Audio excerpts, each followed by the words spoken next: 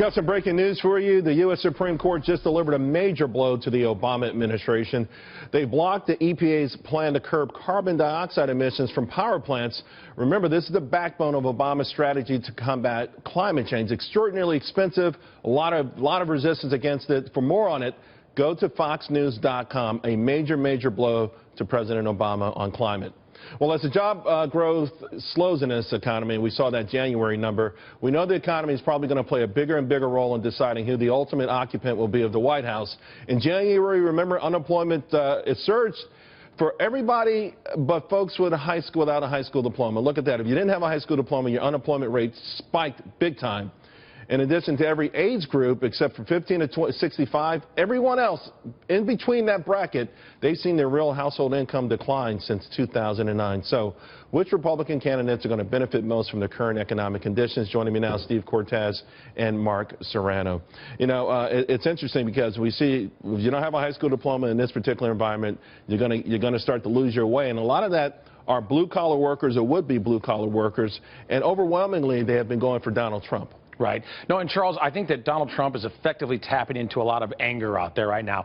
Remember back in the 1980s, that Twisted Sister song, We're Not Going to Take It? The middle class right now is saying we're not going to take it anymore, and we're sick of elites condescending to us. We're sick of big government, which is restraining our earning power. And that is a very real and very palpable concern out there. And by the way, it's on the left and the right. So Bernie Sanders is tapping into it on the left. Donald Trump's doing it really effectively on the right. Although, Mark, Bernie Sanders is taking a different tack, saying there will be more government intervention. Heck, you know, President Obama unveiled his budget today, a 3.8% tax on top of all the other taxes for small businesses. I mean, so if you're going to promise the world and the ultimate welfare utopia, we found out one thing, it's expensive, and they've got to get the money from somewhere.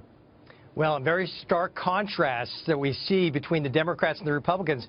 And you know what? I hope Barack Obama continues to talk about his tax proposals and that Bernie Sanders continues to talk about $19 trillion in new spending. You know, Bernie Sanders looks at Barack Obama as the JV squad as it relates to central economic planning. And so what I think, you know, how Trump benefits is, look, through the campaign, there's been a lot of focus on national security for obvious reasons. But there's also a lot of economic anxiety, as Steve was saying.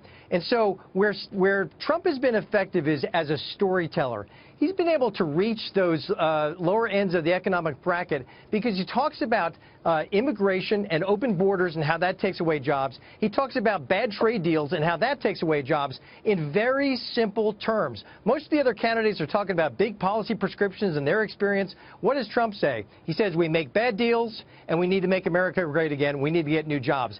As we go into southern states, we need to see more focus on tax cuts and jobs in this race. There's no doubt about that, but a lot of people also saying, what about deficits? No one talks about that. Maybe it's too complicated. I'm not sure.